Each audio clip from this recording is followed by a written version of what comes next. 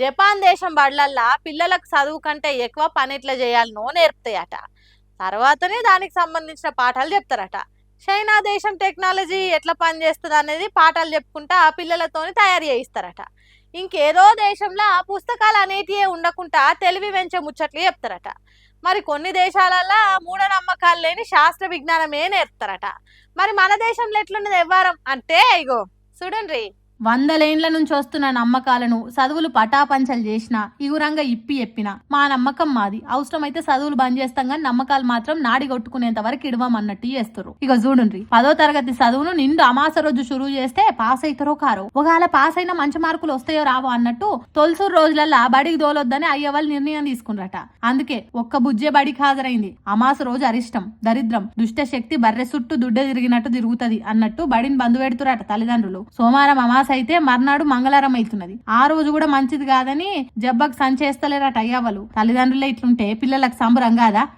లేదు నేను బడికి పోయి తీరుతా అని లొల్లి చేస్తారు. ఏమన్నా మాకింత మంచిదని ఆటలు ఆడుతురట. కొన్ని ప్రైవేట్ బడులలో అయితే జూన్ 17 తారీఖు నాడే ఓపెనింగ్ చేస్తున్నామని అయ్యవాళ్ళకి మెసేజ్లు పెట్టిండ్రట. చూడండి ఎట్లా తయారైనరో జనము. అమాస పుణ్యం ఎందుకు ఏర్పడుతున్నాయి అనేది చదువుకున్నోళ్ళు పరీక్ష పట్టి చూసి చెప్పిండ్రు. వాళ్ళు చెప్పిన ముచ్చట్లే బడిల పాటల తిరిగా చదువు చెప్తున్నారు. కానీ ఇప్పుడు ఆ అమాస చీకట్లే పిల్లలను బడికి రాకుండా చేస్తున్నాయి. చదువుకున్న తెలివి కంటే వెనకటి నుంచి వచ్చిన నమ్మకాలే గెలుస్తున్నాయి. ఇవాళ అమాస అయింది, రేపు మంగళవారం అయింది, ఎల్లుండి గ్రహణం పట్టింది, ఆవలెల్లుండి దయ్యం పట్టింది అనుకుంటా శాస్త్రం పోకడాలు పోతే మన పోరగాండ్ల చదువులు ఎన్నడూ పూర్తి కావాలి. సిలబస్ కంప్లీట్ కాకుండా వెనక పడితే తర్వాత ఏఐతోని ఎట్లా పోటీ పడతారు? బయట దేశాలలో గిట్లనే ఉన్నదా? అమాసకు పుణ్యానికి మంగళవారానికి మాసికానికి అనుకుంటా బడులు బంద్ చేస్తే ఆఖరికి భూత వైద్యులే పాఠాలు చెప్పే కాలం వస్తుంది. ఇదేం పద్ధతి అని తిడుతురట ఈ ముచ్చట తెలిసిన బైరి నరేష్ అసొంటోళ్ళు మూఢనమ్మకాలు నమ్మనోళ్ళు. అవే మాటలు, మళ్ళా అవే మాటలు. ఈడ కాదని ఢిల్లీకి పోయి కూడా అవే మాటలు. మంట ఉట్టే కామెంట్లు. పద్ధతి మార్చుకోవయ్యా పవనాలు అని ఎన్ని తీర్ల చెప్పినా ఇంకా మారకుండా మసిబట్ట మాటలని మందితో అచ్చింతలు వేయించుకుంటూనే ఉన్నాడు. తెలంగాణ సమాజంతో తిట్లు తింటూనే ఉన్నాడు. మొన్న దాకా పబ్లిక్ పచ్చి గార్చుకుని సరిపోలేదేమో ఇవాళ ఇట్లా మాట్లాడుకోవచ్చు. చెప్పి అని జనాలకి ఆష్టకొస్తుంది కానీ పవన్ కళ్యాణ్ తీరులో మాత్రం పావుమందం కూడా తేడా కానొస్తలేదు. పోరి రాష్ట్రం ఎవరి దాలకు అయింది, ఏర్పడి ఎవరి పాలనాలు చేసుకొని పబ్లిక్ కోసం పనిచేసుకుంటున్నారు. ఆఖరికి హైదరాబాద్ 10 ఏళ్ళ ఉమ్మడి రాజధాని పంచాయతీ కూడా ఒడిసిపోయింది. ఇప్పుడు ఎందుకయ్యా మళ్ళా విభజన చక్కగా చేయలేదు, దర్వాజాలు దగ్గరికేసేసిర్రు, ఎందుకు చెప్పివన్నీ? ఢిల్లీలో పార్టీ మీటింగ్ పెట్టుకున్న జనసేన అని ఇవాళ కూడా తెలంగాణ ఏర్పాటు మీద ఏమన్నాడో ఓసారి నూర్రిగా. కాంగ్రెస్ పార్టీ ఆ రోజు చేసిన విభజించిన విధానం కానీ వాళ్ళ డివిజివ్నెస్ అప్రోచ్ కానీ ఈ రోజుకి ఆ ధోరణి మారలేదు. దానికి ఉదాహరణ ఇటీవల తెలంగాణలో జనసేన సభని అనుమతులు ఇవ్వకుండా అడ్డుకోవడం.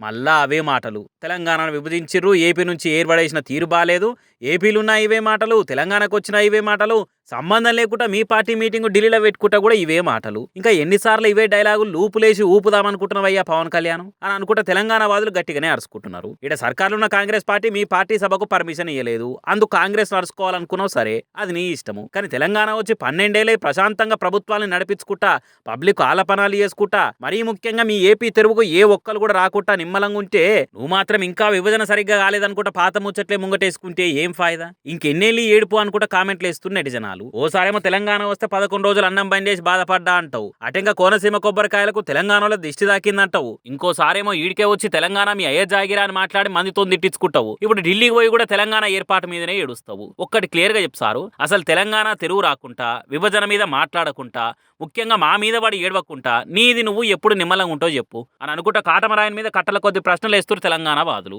ఎన్నడిగినా ఏమని చెప్పేది ఉందా, ఏమైనా మారేది ఉందా అని అనుకుంటా ఇంకొందరు ఇచ్చి పడేస్తారు గట్టిగానే. ప్రశ్నిస్తానికి పార్టీ పెట్టినా అనే జనసేన అని జనాల ప్రశ్నలకు ఎట్లా రియాక్ట్ అవుతాడో మరిగా.